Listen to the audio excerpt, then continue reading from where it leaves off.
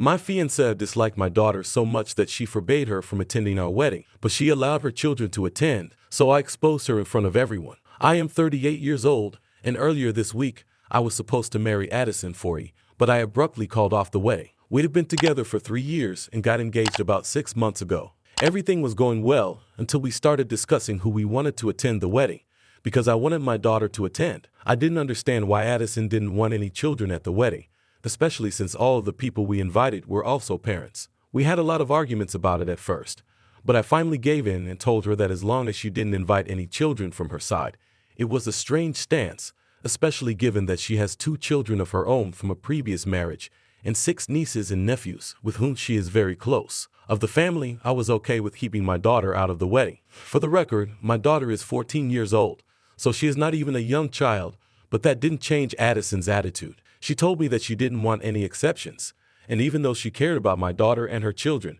as well as her toys, she wanted a stress-free wedding and didn't want to offend anyone who had children. I was upset about it, but I assumed that if she wanted a child-free wedding so badly, I wouldn't be able to do anything about it because she had already decided. In addition, the wedding would be small. We were getting married in my parents' backyard with only a few of our friends and family, so I assumed the kids wouldn't miss anything.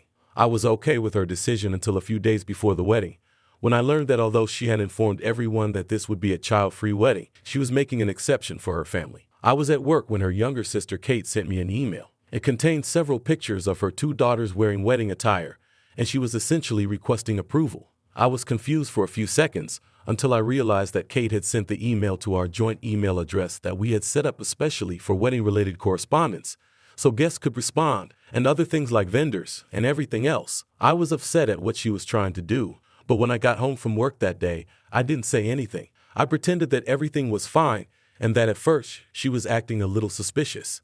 I knew it must have been an accident, but it was too late. I had already taken a screenshot and had seen the email because I was taking a break, and they got unlucky with the timing. A few minutes later, after I had figured out what was going on, I tried to check the email again, but of course, Addison had already deleted it. This was about 2 days before the wedding, and I knew that she was up to something behind my back, so I decided to talk to my daughter about how she felt about Addison. I had to talk to her earlier as well, even before I had proposed, but I thought it would be better to talk to her again because by that point, I was seriously second-guessing the wedding. It was a little odd, probably because I was afraid that I might have read that email and figured things out, but she returned to normal after I didn't reveal anything. I did make that choice because, according to my daughter, Addison had always been very kind to her whenever they met before the engagement, but after the engagement, something had changed. She told me that she hadn't talked to me about it because she saw how happy I was with Addison and didn't want to ruin that. But after the engagement, Addison began acting differently toward her because every time she visited, she would act very differently when I wasn't there. My custody arrangement states that I should have my daughter for half the month, which is a pretty significant amount of time. Based on what she has told me, Addison would reportedly be charming whenever I returned home from work, but otherwise, she would completely ignore my daughter, which wasn't the case before the engagement. It was quite strange to hear about it. Later, when my daughter informed me that she had assumed that Addison wanted a child-free wedding, she didn't even fight for it because she probably didn't want her in her life anymore. I felt very bad about myself for letting Addison influence me and talk me out of inviting my daughter to my wedding. That's when I decided to call off the wedding. I spoke with Addison the day before, and I didn't bother going home. Addison tried to reach me multiple times that day, but I didn't answer, and I knew she would call my parents next, so I told them to let her know I would see her on the day of the wedding. I decided to spend the entire day with my daughter instead of returning home because I felt like I needed to make up for everything. By the end of the day, we both felt much better, and after dropping her off at her mother's house, I stayed in a hotel room and went straight to my parents' place the following morning. The ceremony was scheduled to start in an hour, but when I arrived, I noticed that a few people had already arrived, including my in-laws and both of Addison's sisters. All 6 of Kate and Amelia's children, as well as Addison's 2 children, were running around because they were all under 12. When she noticed me, Addison hurried to meet me at the door and began to explain that even though she had told Amelia and Kate that the wedding would be child-free, they still couldn't leave the kids behind. So we would have to make accommodations for them and her kids because, despite her instructions, her parents thought that exceptions should be made. She was making a lot of confusing excuses, and I could tell she was upset, but I remained silent until she was finished. Then she began to question me about why I was dressed, where I had been the night before, and other things. I just smiled, pulled out my phone, and showed her a screenshot of the email that Kate had unintentionally sent to the joint email account. That was enough to stop her talking, and she knew she was caught right away. She simply began to apologize, but it was too late. I informed her that I had spent the day before with my daughter and that she had been treating her differently for the past few months since we became engaged. At this point, I didn't even want an explanation or an answer. I just wanted to let her know that we were done and that I was not getting married to her, because it was clear that she didn't value my daughter. It was very sad because I had never treated her kids differently. I didn't think it was a good idea for us to get married anymore, because it was obvious that she didn't value me or my family. Having said that, I didn't even wait for her to say anything before leaving. She kept calling for me, but I didn't even turn around. I just walked back to my car. I then drove to the hotel, and since I had nothing better to do, I took a long nap. When I woke up at noon, I saw thousands of messages from everyone I knew who had been invited to the wedding. I went to see my daughter and told her that I had called off the wedding and that I would now spend more time with her. I felt like we had started disconnecting in the last few months without even realizing it, because I knew that earlier, if she had had a problem with anybody, she would have gotten in touch with me. My in-laws were also very upset, and friends and family were all very confused, but I couldn't bring myself to care about any of that. She came to me right away because she hadn't done that with Addison, and I knew there was a problem. We both got a little emotional, but at least we were able to work that out. Now back to Addison. That's what I've been struggling with. It's been 5 days since the day we were supposed to get married, and by now, almost everyone knows exactly why I called off the wedding. It's not just about her behavior with my daughter. It's also about her dishonesty, and I believe that's a big deal breaker in any relationship. I've been let down before. I don't think I did anything wrong by calling off the wedding at the last minute, and to be honest, I can't bring myself to care that I did it at the last minute. It may have been done very suddenly, but I think it's fair enough because that's exactly how she planned to surprise me. Before this, and I know for a fact that it always starts with small lies, I can't tolerate any kind of dishonesty. This was a pretty big lie that she told, and she expected to get away with it. The entire situation with the kids was on me at the last minute, but her family is really upset, and I didn't even allow her to explain and feel that I'm being unfair. Addison and the rest of her family have been texting me constantly, and all she has to defend herself is that she couldn't ask me not to invite my daughter, but she had her reasons, and she finds it extremely upsetting that even after spending so many years with her, I didn't think our relationship deserved at least a discussion before I abruptly ended it. She told me she would only discuss it with me face to face, so I'm not sure how she could explain why she didn't want to invite my daughter to our wedding or why, in my opinion, she and my daughter have never had any issues. However, I feel like I should have at least spoken to her. Perhaps I'm not sure why, but for the past 2 days, I've been feeling really bad. I feel like I should have just been honest with her instead of making her feel like a bit of a villain for not talking to my fiancé and canceling the wedding at the last minute, and it has been bothering me. So much drama and acting like everything was fine until the last minute. The day I found out what she was planning, I should have just come home from work and confronted her about it. But I didn't. I feel like a lot of the drama that's happening right now could have been avoided if I had done that. Update 1. It's been 3 days since I posted, and I'm still in the house that used to be mine before she moved in. So I think it's only fair that now that we're done, she has to move out. I've given her until the end of the month, and until then, I think I'm going to crash with a friend because I don't think staying in a hotel is a feasible long-term idea. Other than that, I'm feeling much better about my decisions because my friends have reassured me that at the end of the day, I chose what was most important to me, and that's being a father. I don't think I have to express regret for choosing my daughter. If anyone has an issue with that, they can leave my life. However, I don't care what Addison's reasons were. If she can't text me to explain it, I don't think I need to hear them at all because I don't want to see her at all right now. I've also blocked her parents and sisters because they were aware of her plan the entire time, and they supported it. I haven't been responding to Addison yet, but last night I told her to find a place and that she could either text me to explain why she didn't want to invite my daughter, or she could just let it go, because whatever damage had to be done, it's disappointing. After all, I got along pretty well with these people, and I had truly assimilated into their family, or at least that's what I thought before all of this happened. All I had to say to her was, I'm sorry, but I don't know what her reasons for suddenly becoming so different around my daughter could be. I've talked to my daughter extensively about this because I'm curious, but she didn't know either. When I showed her the messages and discussed the reasons, she was just as perplexed as I was. and she told me that when Addison started acting distant, according to what I've heard from my daughter, Addison was the issue here. I know that many children struggle to accept that their parents are moving on, but believe me, my daughter is not one of those children, and she's very surprised. She had even attempted to restore the relationship to normal in the early going after the engagement, but she just kept acting cold and was essentially unconcerned with all the work that my daughter put in. To begin with, her mom and I were never married.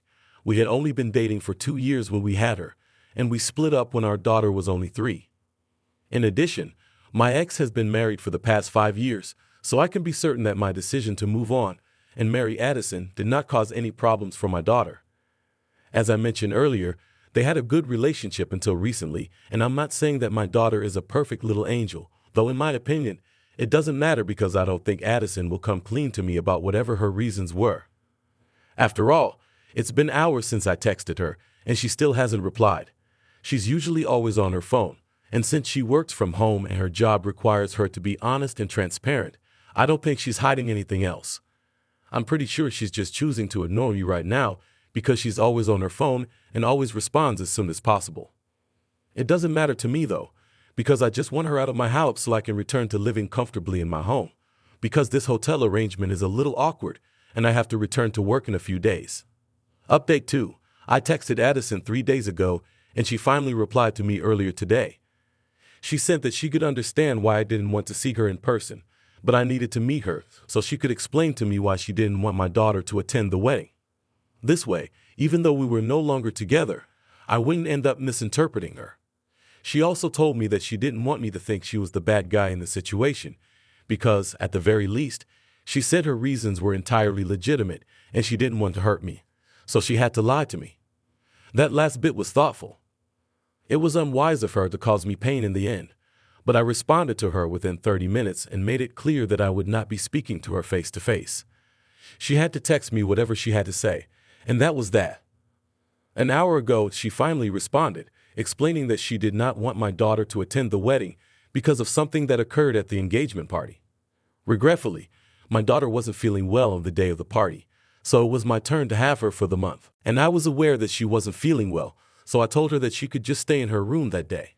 However, she decided to attend the party despite being in the same house, and a few minutes after I had toasted, she went back upstairs. Of course, many people asked her if she was okay, but I wouldn't say that she disrupted anything, which is apparently what Addison thinks my daughter did. In any case, that one incident didn't sit well with Addison, and for some reason, instead of talking to me or even my daughter about it, she chose to talk to her sisters. Although I got along well with them, I can't deny that they disagreed because Addison went upstairs to check on my daughter after she returned upstairs and said she was too unwell to stay downstairs with everyone else. She'd overheard my daughter talking and laughing on the phone with someone else at the time, and she didn't appear to be ill at all. Her sisters tend to escalate things, so that's what they did, and the whole situation got much bigger than it needed to be. She began distancing herself from my daughter after the engagement, thinking that perhaps she was secretly unhappy about our marriage and would try to cause trouble later. It was all based on that one unfortunate incident, and I was so disappointed by her behavior that I didn't even respond to Addison after that. To put things in perspective, I did talk to my daughter about whatever Addison was up to. She told me that after returning upstairs that day, she was talking to a friend, but that didn't mean she was feeling any better. She was still feeling pretty unwell, but I don't understand how being sick can relate to being able to talk and laugh with a friend over the phone. It was strange, and I don't think Addison's justifications were as strong as she believed them to be. I think she may have been insecure from the start, and that incident likely just gave her an excuse to stop being supportive of my relationship with my daughter. I'm glad I didn't marry her because I know she would cause a lot of challenges if I did. Looking back, there were many times she complained about me not giving her enough attention and spending enough time with her, mostly when my daughter was around. She was the same way with her children, but I never complained because I didn't think it was worth it, and I appreciated that she was being a good parent. I never imagined that she would feel insecure about something like this. I had previously written that Addison was a major factor in my inability to spend enough time with my daughter, but I never really noticed it because she was so subtle about it. Instead, she was always finding ways to keep me emotionally and practically occupied with things that I didn't even realize she was doing. I suppose I simply never made the connection because I was too invested in our relationship, and the red flags simply don't appear until it's too late. But I'm glad I was able to end that relationship at last, because I didn't want to be with her at the expense of my relationship with my daughter, especially after that unnecessary message she sent today. For a while, I seriously considered replying to her and giving her a piece of my mind because I couldn't believe she had ended our relationship over something so minor that it could have been resolved by simply talking it out. But I changed my mind because it's not worth the trouble. I would much rather ignore her until it's time to see her again, which is probably not too far off because I have to return to work and need my work clothes for that. I'll have to go back home to pick that up. I just hope she finds a place to stay soon because, although I've spoken to a few of my friends, and they're all more than happy to let me stay with them, I just want to move back home. I want her out now. 2 days ago, I posted here, and earlier today, I went home to get my clothes and belongings. I had moved out of the hotel room because it was becoming too costly, and I was heading to a friend's house, so I thought I would just stop by and get everything I needed. I blocked Addison after she sent me that message, so I had no way of knowing if she was home or not, but I went ahead and showed up in the afternoon. She was home, which was unfortunate because she seemed upset to see me, and I could tell she wanted to talk to me. However, I started rushing through everything I needed to do because I believed that the sooner I finished, the sooner I would be able to leave. She made time for me to finish gathering my belongings, and just before I left, I told her that I wanted her to find a place so that I could move back in as soon as possible. I then simply started to walk back to my car, but she started following me and continued talking to me the entire time. She told me that she truly felt bad about everything she had done and that she should have been honest with me instead of lying to me. She also admitted that she had been very immature about the whole thing and had made a big deal out of nothing, but the way her sister had presented it to her made it sound terrible, and she had even recently gotten into a disagreement with them. As a result, she was practically pleading with me for another chance after realizing that she had unintentionally damaged her relationship by following their advice. She said that this time she would make it work for both me and my daughter, and I was saddened to hear that it was too little too late. As soon as I was close to my car, I told her that I understood how she felt. It wasn't easy for me to give up on us either, but it was necessary because my daughter was the most important thing in my life, and I owed it to her to do what was right. I could tell she was going to start crying, and I didn't want to deal with that, so I just said goodbye, told her to find a new place, and drove away. I felt a bit unkind for doing that to her, because it was much harder to see her in person than to talk to her via text or anything, but it had to be done, so I don't regret it. In any case, I'm currently staying with a friend, and hopefully, Addison will have found somewhere else in the coming weeks. The one positive outcome of all of this, though, is that my bond with my daughter has grown stronger than ever, and we've returned to our pre-engagement relationship. She's telling me everything about her life again, and there are no secrets between us. It feels good to be able to resume my normal life, or whatever normal life will be going forward, as I'm fairly certain that this will take a long time to recover from. I spoke to her on FaceTime today and could see her talking. Regarding her school day, it seemed like everything was worthwhile. We are even organizing a beach vacation in a few weeks, and I've invited a few of my friends who have children in her age range to go as well, because I believe I would greatly benefit from the break and simply enjoy myself.